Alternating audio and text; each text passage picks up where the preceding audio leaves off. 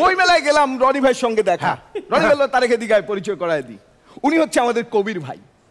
আমি কবির ভাই, ভাইয়া আপনার ভাই ঠিক কি ধরনের কবিতা লেখে? বেশি বুঝিস না। কবির ভাই মানে উনার নাম কবিরুল ইসলাম কবির। আমার তখন একটা রিয়েলাইজেশন আসলো যে কবিরুল ইসলাম কবিরের নাম যদি হয় কবির ভাই, সাইফুর রহমান সাইফুলের নাম যদি হয় সাইফুল ভাই, সুধীর যোশীকে কি বলবে?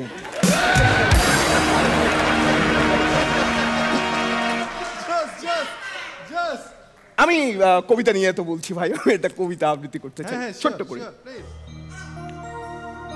ভালোবাসার জন্য আমি হাতের মুঠোয় প্রাণ নিয়েছি, দুরন্ত ষাঁড়ের চোখে বেঁধে দিয়েছি লাল কাপড়।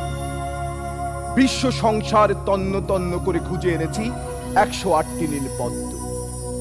তবু বরুণা কথা রাখেনি। জানেন বরুণা কেন কথা রাখে? কেন কেন কেন? অত্যন্ত জঘন্য চরিত্রের মাইয়া।